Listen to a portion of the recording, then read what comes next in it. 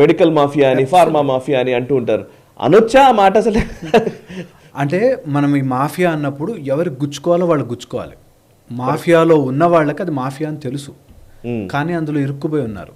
ఈ మాఫియా తెలియకుండా అండర్ కరెంట్గా మనం అందరం భాగస్వాములం అయ్యాం. పాయింట్ అది. సో పాయింట్ ఏంటంటే ఎవరు మాఫియా ఒక వ్యక్తి ఒక మనిషి కూర్చుని చేయడు, ఇది అందరినీ భాగం చేసాం. ఎలా అయితే నేను ఇందాక అన్నట్టుగా ఓట్లు కొనుక్కోవడానికి అందరికీ డబ్బులు ఇచ్చేశారు, సో అందరూ ఆ పాపంలో భాగం అయిపోయినట్టుగా ఇప్పుడు ఫార్మసీ లేకపోతే ఈ మందులు అమ్ముకోవడము లేకపోతే ఈ మెడికల్ ఫీల్డ్ అనేది కూడా అందులో భాగం. నిజంగా మంచి చేద్దాం అనుకునే డాక్టర్కి అద్దప్ప మార్గం లేదు. సో ఇలాగే మందులు ఇవ్వాలి, ఇలాగే ట్రీట్మెంట్లు చేయాలి అనేది ఉంటుంది. దీన్ని ఏదైనా బెటర్ చేద్దాము, జనాలకి ఆరోగ్యం ఎందుకు ఇవ్వలేకపోతున్నాము? బేసిక్గా ఒక డాక్టర్ ఇంత అడ్వాన్స్మెంట్ వచ్చిందంటే నీకు ఈ రోగం రాదు అని చెప్పలేం. వస్తుంది, మా మందులు వాడుకోవాలి అనేది వరకు తీసుకొచ్చాం. సో ఇది మాఫియాలో అందరము భాగస్వాములు.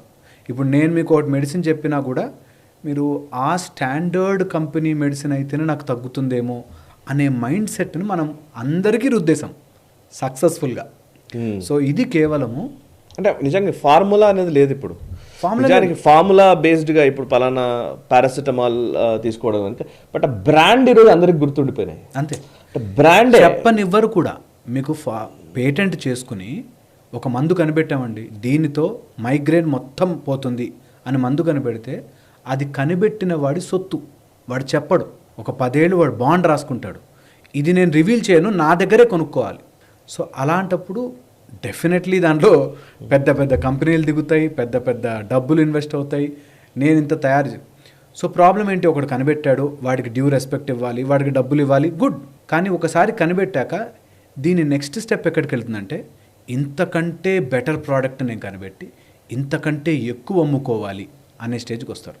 మొత్తం మైగ్రేన్ మిస్ అయిపోయింది, మొత్తం వాడికి షుగర్ తగ్గించాలని పోయింది. ఈ షుగర్కి నా మందు బాగా పనిచేస్తుంది, నాది కొనుక్కోండి అనే కల్చర్లోకి పుష్ చేస్తాం. ఈ వీడియో మీకు నచ్చినట్టయితే లైక్ చేయండి, 10 మందికి షేర్ చేయండి. అలాగే కామెంట్ల రూపంలో మీ అభిప్రాయాలను మాతో పంచుకోండి. Nationalist hub group of channels ను సబ్స్క్రైబ్ చేసుకుని తెలుగునాట జాతీయవాద జర్నలిజాన్ని ప్రోత్సహించండి. ఈ వీడియో కింద ఉన్న బెల్ ఐకాన్ పై క్లిక్ చేయడం మర్చిపోవద్దు.